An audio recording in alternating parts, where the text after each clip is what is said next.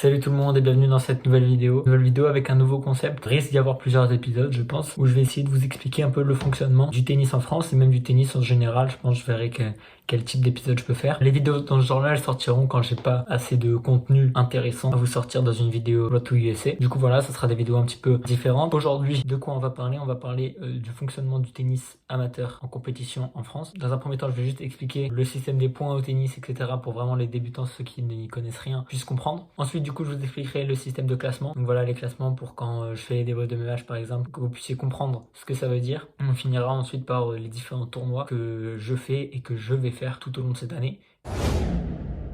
Ok, donc première partie, comment on compte les points, quel est le format des matchs auxquels on participe. Donc le décompte des points, il est assez particulier. Donc si on n'a pas de points, on dit on a 0. Jusque-là, logique. Si on marque 1 point, on dira qu'on a 15. Si on marque 2 points, on dira qu'on a 30. Si on marque 3 points, on dira qu'on a 40. Et si on marque un quatrième point, on dira qu'on a gagné le jeu. Si deux joueurs ont marqué 3 points, il y aura donc 40-40. Et pour gagner le jeu, il faudra gagner 2 points d'affilée. Donc un premier point qu'on appellera l'avantage et un deuxième point qui nous permet de remporter le jeu. Si on gagne un point, on arrive à avantage et qu'on repère derrière, on repart à 40-40. Ensuite, une fois qu'on a gagné un jeu, il va falloir gagner un set, ce qui correspond à 6 jeux. Lorsqu'on arrive à 5-5, donc que les deux joueurs ont 5 partout, on peut aller jusqu'à 7 jeux. Et si on arrive à 6-6, donc les deux joueurs ont 6 partout, on fera alors ce qu'on appelle un tie-break, donc un petit match en 7 points. Le premier qui marquera 7 points avec 2 points d'écart remportera le set. Du coup, les scores possibles pour un set au tennis peuvent être 6-0, 6-1, 6-2, 6-3, 6-4, 7-5 et 7-6. Le format des matchs, du coup en combien de sets on joue au tennis? La plupart des matchs se déroulent en 2 sets gagnants.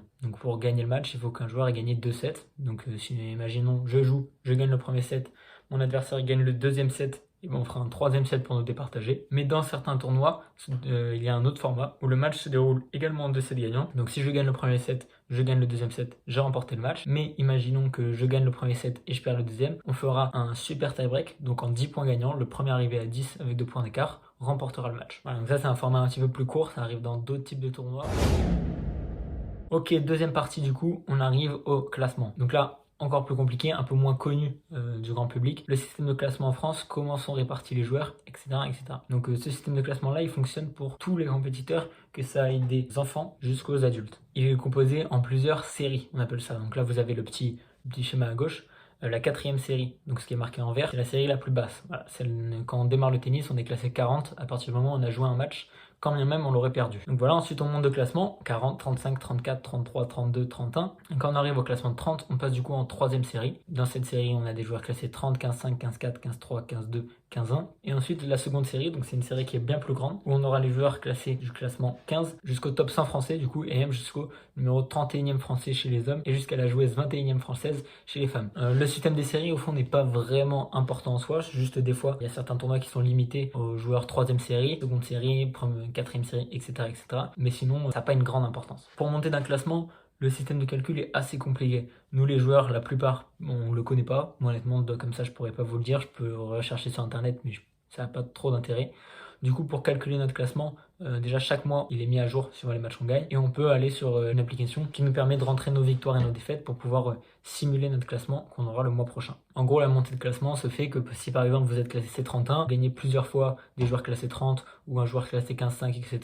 Et ben il y a de fortes chances que vous passez 30. Et si vous passez au classement 30 et que vous gagnez à 15-5, 15-4, etc., vous passez au classement de-dessus. Et c'est comme ça que ça marche. Ensuite, là, du coup, je vous mets un petit tableau où on peut voir la pyramide des classements en France. Sur chaque ligne, on peut voir le nombre de joueurs français et joueuses françaises suivant leur classement. Voilà, on peut voir que plus on monte dans le classement, moins il y a de joueurs. Logique. Moi, actuellement, je suis classé 15-2, donc on peut voir qu'il y a environ 8900 joueurs du même classement que moi et beaucoup de joueurs encore meilleurs. Et à titre informatif, mon départ aux États-Unis d'ici le mois d'août, j'espère être classé 15, rentrer du coup en seconde série dans les 9500 meilleurs joueurs français. Ok, donc maintenant on va faire la troisième partie. Quels sont les tournois auxquels n'importe quel compétiteur peut participer et va certainement participer au cours de cette année. Donc déjà, il y a des tournois qu'on va appeler classiques, les tournois les plus récurrents. Donc leur durée, le tournoi est ouvert entre 2 semaines et 1 mois à peu près. Et les matchs sont des matchs à élimination directe avec une entrée progressive dans le tournoi suivant votre classement. Donc ce qui veut dire par exemple si le tournoi dure 1 mois, on va dire du 1er septembre au 30 septembre. Les joueurs classés 40 démarreront le tournoi le 1er septembre. Les joueurs 35 rentreront certainement d'ici le 2-3 septembre, etc., etc. Ça va avancer jusqu'aux joueurs les mieux classés. Si par exemple le tournoi accepte des joueurs jusqu'à 2-6, un joueur classé 2-6 rentrera certainement le 28 septembre directement en quart, voire demi-finale, il n'aura que 2 matchs à jouer pour gagner le tournoi, alors que le joueur 40 devrait lui jouer beaucoup plus de matchs. Les matchs sont donc à élimination directe, donc c'est-à-dire qu'on peut arriver, jouer un match, on perd, on est sorti du tournoi et notre adversaire avance dans le tableau en direction de la finale. Ensuite, il y a d'autres types de tournois, donc on appelle ça des TMC, tournois multichance, ou TMM, tournoi multimatch parfois. Là, c'est tournoi avec un nombre de matchs garanti par joueur et pour tous les joueurs. Donc c'est-à-dire c'est généralement entre 3 et 4 matchs. C'est des tournois qui se déroulent sur un week-end, généralement vendredi, samedi, dimanche, voire que le samedi, dimanche. On va jouer 1-2 matchs par jour. Et là du coup le format des matchs sera le format que je vous ai expliqué avec un troisième set qui sera juste un mini match en 10 points. Et généralement ces tournois-là sont limités entre 4 et 5 classements. Donc il va prendre par exemple des joueurs de 15-2 à 4-6 et tous les autres classements ne pourront pas participer.